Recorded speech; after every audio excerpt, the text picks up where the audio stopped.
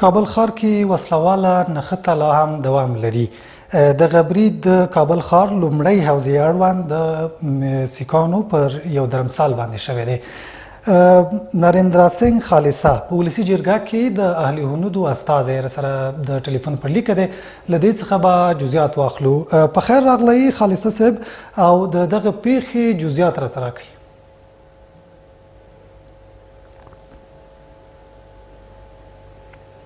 بله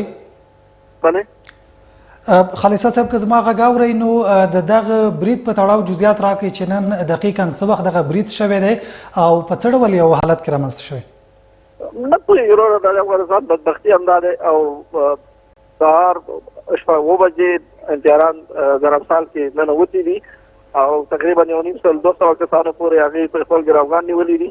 نو تر اوسه پورې هېڅ حالات احوال نه دی معلوم. موږ هم ولاړ یو او نه پرېږدي دا خلک، موږ هم نه پرېږدي چې موږ ورشو او خپل معلومات واخلو، خپل غم وکړو. خو بس عملیات فعلا شروع دی. دقیقاً څومره کسان ستاسې هلته اوس بند دي او دغه 3 کسان خو وژل شوي دي چې هغې چوکیدار و، بل و هملته اول ناست و. نور داخل کې ډېر کسان و، ولې چې موږ سبا عبادت ته ځو او سهار نه هملته په 6 بجې سهار نه خلک راتلل او هماغه درمسال کوو. نو نن ستاسې د عبادت کومه ځانګړې ورځ وه؟ بلې نن د عبادت کومه ځانګړې ورځ وه چې په دغومره شمېر باندې کسان نه، موږ خو همیشه سهار داسې معلوم ده چې عبادت کوو. سهار وخت 5 بجې زموږ عبادت شروع کېږي تر 7 بجې پورې. دا آخري ساعت کې رسېدلی دي. ماجومان او ظالمانه ظلم یې شروع کړی. ښه، ستاسې دوستان څه وایي هلته؟ خلک څه وایي چې د مرګ ژوبلې په تړاو دقیق ارقام نور څه دي؟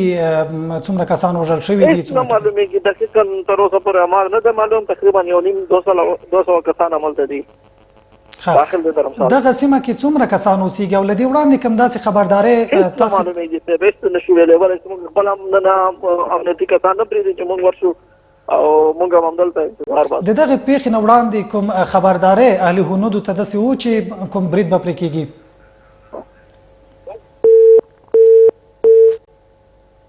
ښه، په ولسي جرګه کې د اهل هنودو استازی نریندر سنگ خالصه و چې په کابل کې په یو درمسال باندې د برید په تړاو باندې جزئیات یې راکول.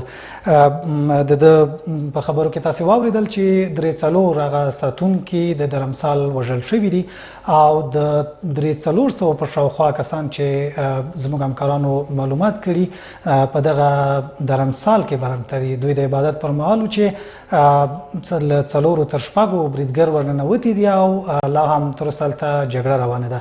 دقیق ارقام د مرګ ژوبلې په تړاو نشته. د پیښې ځای ته افغان امنیتي ځواکونه رسېدلي او ځای دغه سیمه یې کلابنده کړې ده، څوک نه ورپرېږدي. لا هم 300 کسان په دغه ځای کې د وسلوالو بریدګرو سره برمته دي او افغان ځواکونه هڅه کوي چې دغه برید پای ته ورسوي او دغه کسان له برمتۍ خلاص کړي. نورو خبرونو ته ځو. په کرونا ناروغۍ اخته یوه بله ښځه هم مړه شوې ده. دا له بالغ وروسته په کرونا ناروغۍ دویم اخته مریض دی چې مړ کېږي. عامې روغتیا وزارت ویان وحید معیار وایي دغې ښځې کرونا ناروغي درلوده او همدا یې د مړینې سبب شوی.